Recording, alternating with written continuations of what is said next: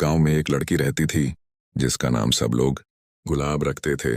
वजह यह थी कि वह रोज सुबह अपने बालों और कलाइयों पर गुलाब का इत्र लगाती और जब भी वह चलती तो उसके आसपास खुशबू की लहर उठती। गांव वाले कहते थे कि इतनी खुशबू सिर्फ जमीन की नहीं, आसमान की नेमत है। गुलाब को पहाड़ों से बड़ा शौक था। वह अक्सर शाम को गांव के किनारे पर स्थित पहाड़ियों पर जा बैठती। एक दिन वह अकेली ही दूर निकल गई। शाम के समय आसमान पर लाल रंग छाया हुआ था और हवा में अजीब खामोशी थी। वह पहाड़ की चोटी पर बैठी आसमान देख रही थी कि अचानक एक साया उसके पीछे उभरा। ये एक जिन्न था, कद में ऊंचा, आंखों में लाल रोशनी और चेहरे पर अजब सुकून। मगर वह जिन्न दूसरों की तरह डरावना नहीं था। वह खामोशी से बोला, तुम कौन हो?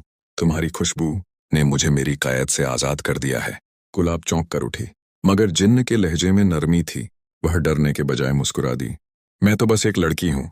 खुशबू से किसी को आजाद कैसे किया जा सकता है? जिन्न की आंखें नम हो गईं। सदियों से मुझे पहाड़ के भीतर कैद किया गया था।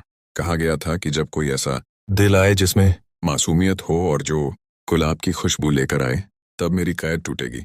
तुम ही वो हो। गुलाब चुप हो गई। उसके दिल में अजीब सा खिंचाव महसूस होने लगा।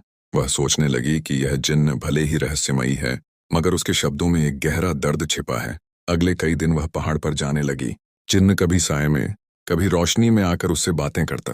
वह उसे अपने दुख सुनाता, पुरानी कहानियां सुनाता और कभी कभी अपनी आंखों से ऐसे देखता जैसे दुनिया की सबसे कीमती चीज सामने खड़ी हो।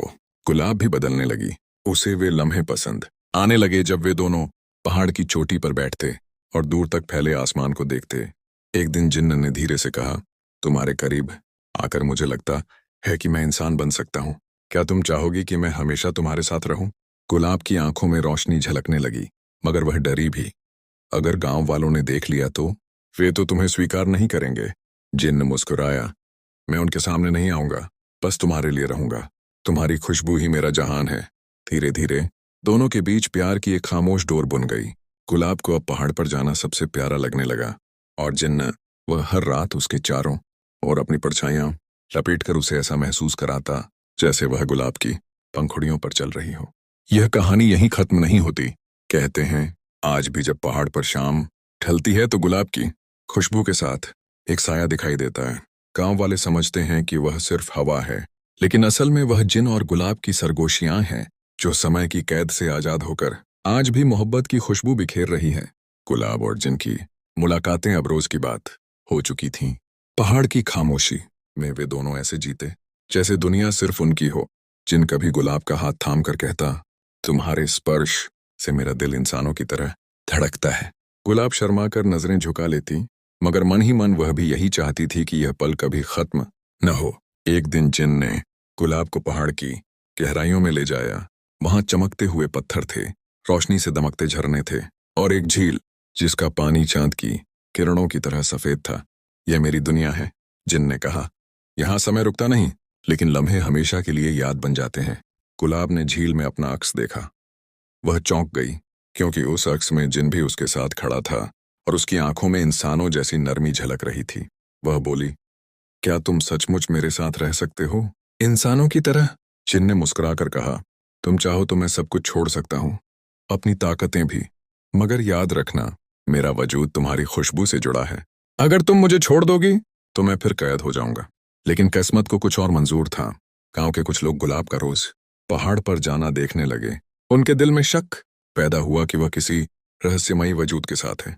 एक रात कुछ गांव वाले उसका पीछा करते हुए पहाड़ तक पहुंच गए। उन्होंने देखा कि गुलाब एक रोशनी में लिपटे साए के पास खड़ी है। उनकी आंखों में डर भर गया। ये जिन्न है, वे चिल्लाए, यह हमारी बर्बादी लाएगा। गुलाब रो पड़ी। वह जिन्न के सामने खड़ी हो गई। नहीं, यह मेरा दुश्मन नहीं, यह मेरा साथी है। मगर गांव वाले चीखते रहे। जिन्न ने अपनी आंखें बंद करके आसमान की ओर देखा। अचानक हवा तेज हो गई, बादल गरजने लगे और बिजली पहाड़ के किनारे चमकने लगी। जिन्न ने धीरे से गुलाब का हाथ थामा और बोला, मैं तुम्हें नुकसान नहीं पहुंचाऊंगा, लेकिन यह दुनिया हमें कभी कबूल नहीं करेगी। गुलाब ने अश्क भरी आंखों से कहा, तो मुझे अपनी दुनिया में ले चलो, जहां सिर्फ हम दोनों हों। जिनकी आंखों में खुशी और गम एक साथ उतर आए। उसने गुलाब को अपनी बाहों में ले लिया। अचानक एक प्रचंड रोशनी फैली, पहाड़ हिल उठा और गांव वाले जमीन पर गिर पड़े। जब उन्होंने आंखें खोलीं तो गुलाब वहां नहीं थी। बस गुलाब की खुशबू बाकी रह गई, जो शाम की हवा के साथ फैल रही थी। कहते हैं कि आज भी जब पहाड़ पर रात ढलती है तो हल्की सी रोशनी और खुशबू वहां महसूस होती है। लोग समझते हैं कि यह हवा है, मगर असल में यह गुलाब और जिनका प्यार है, जो समय और जमीन की कैद से आजाद होकर हमेशा के लिए जिंदा हो गया।